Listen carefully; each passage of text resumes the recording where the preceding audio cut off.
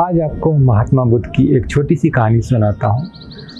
तो महात्मा बुद्ध एक रास्ते से अक्सर गुजरा करते हैं और वहाँ पर एक भिखारी लोगों से भीख मांगता रहता है।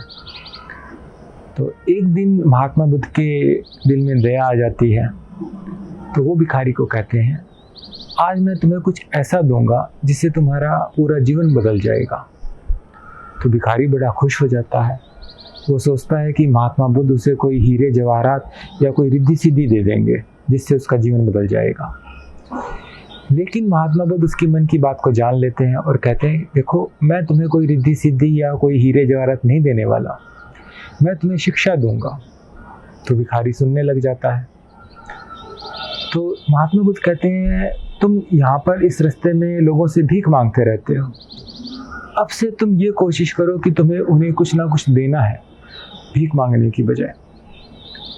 तो भिखारी बड़ा हैरान हो जाता है, कहता है कि मैं किसी को क्या दे सकता हूँ, मेरे पास तो कोई घर नहीं है, बार नहीं है, कोई पैसे भी नहीं है।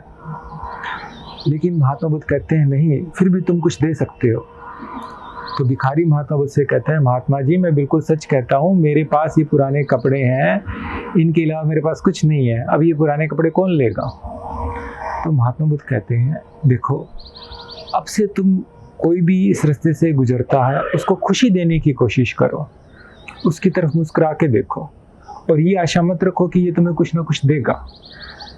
तो जो तुम्हारा भीख मांगने वाला स्वभाव है वो बदल जाएगा। तो ये कहकर महात्मा बुद्ध चले जाते हैं और भिखारी थोड़ा सोचता है और फिर सोचता है कि ठीक है, मैं महात्मा बुद्ध की बात मान कर देखता हूँ, शायद मेरा जीवन बदल जाए। तो जब भी कोई इस रास्ते से गुजरता है तो वो महात्मा बुद्ध की बात मानकर उनकी तरफ मुस्कुरा कर देखता है और मन में ये आशा नहीं रखता कि ये कुछ उसे भीख देंगे। तो थोड़े ही समय में उसके मन में आता है कि मैं तो जब भीख मांगता हूँ मुझे शर्म आती है, देने में मुझे खुशी महसूस होती है। ऐसे के अंदर थोड़े ही समय में वो सोचता है कि मैं किसी की कुछ ना कुछ सहायता करूँ। तो कोई किसी का मान लो सामान रास्ते में गिर गया तो वो उठा देता है, किसी की अगर लकड़ियाँ काटनी है तो लकड़ियाँ काट देता है, किसी के खेत में कुछ काम है तो खेत में काम कर देता है।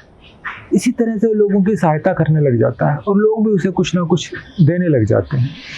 लेकिन फिर भी उसे भीख मांगते बड़ी शर्म आती है। तो फिर वो कोई ना कोई नौकरी ज्वाइन कर लेता है। अब उसका शरीर भी इस काबिल हो जाता है कि उसे कोई नौकरी मिल जाए। तो नौकरी पर जाने लग जाता है तो उसे बड़ी खुशी होती है, उसे अब एक रोजगार मिल गया। तो ऐसे में जब वो नौकरी करता है उसे याद आती है कि महात्मा बुद्ध की जो शिक्षा थी उसने उसका जीवन बदल दिया।